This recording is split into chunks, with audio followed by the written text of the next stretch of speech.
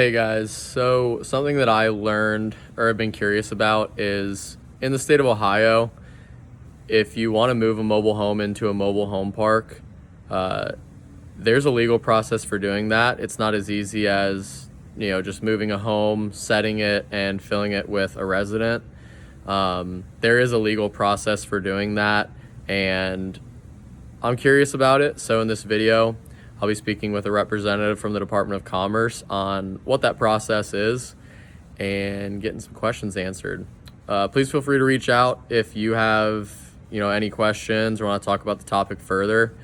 Otherwise, thank you for watching the video, and I hope that you enjoy. And so could you provide just a brief, summary of what it takes if I was, if I own a manufactured home community and I had a vacant lot, what the process would be for me to move a home in, and how do I do that legally? Sure. So one thing I would say is anytime anyone is contemplating installing a manufactured home in Ohio, whether in a park or even on private property, is to look on our website. We have an installation guide, and it's a step-by-step guide of the order of things to do to comply and make sure that the home is installed in a safe and legal manner.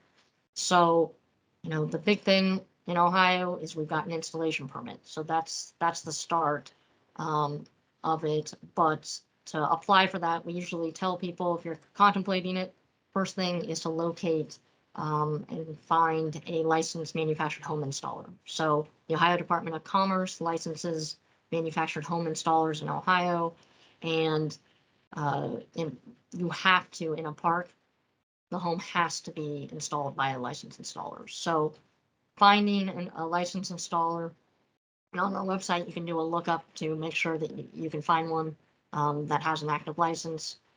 They are going to help a lot with the application and what you need to do for the installation permit, the type of information that needs to be done. So once you found a licensed installer, the next thing is you need to apply for an installation permit with one of our certified inspection agencies, again, certified by our department. There's, depending on where the home's going to be installed, which county, it's going to depend on what inspection agencies are available. But then you pick any of the ones that are certified and apply on their forms. They're going to look at all of the details to make sure that, again, you're going to install it in compliance with the installation standards that we have. If they do, they'll issue a permit, and then the home has to pass 3 inspections: a footing and foundation inspection is the first.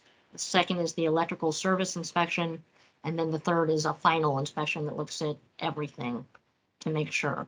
And so if it passes all 3 inspections, an inspection seal will be placed in the home by the inspector. And at that point, and only at that point, can the home be legally occupied. So a lot of times with parks, they will, rent out a lot, or, rent out a home that hasn't yet been installed and say, yeah, start paying rent on, April 1st, but the home hasn't even been gotten an installation permit yet, or, isn't in a place ready to do that. And then it can create issues where, they've put the kind of cart before the horse. Got to make sure that the home is installed first before you can get the tenants in there to be occupying the home safely. Got it. That is really helpful to know as well. And it's funny, like I was taking notes on my end because I don't know the answers to any of these things. Like I'm genuinely curious about this stuff. Uh-huh. Like I'm not just creating content, asking you questions that I already know the answers to. So I was taking notes on my end. This is Yeah, all I just tell people to look at the website, make sure that, and like so we've got what's called the MHP seal report. I don't know if you've ever dealt with that with your I have records of cuts. not. Okay, so Like what that is though. all it does is it shows, it's a public, anybody can see it at any point. Uh, Public database that shows all of the installation permits that have been issued. So, it's to make sure. So if I'm a park and I know someone's installing a home in my park, I want to check that to make sure that they pulled a permit, that they've been issued a permit for that they've got a licensed installer. And then it also shows whether, their progress through the inspection process, whether they passed the footer inspection, the electrical, and then the final, so that the park can know, they don't have to call and ask, hey, yep, I see you passed it. You can now, yeah, the tenants can now move in and live in that home. So that's a way to track that process and to make sure of it. And it goes back, the data in it goes back to around, I think, 2006 or 7. So, and you can search by installer, you can search by address, county, that kind of thing.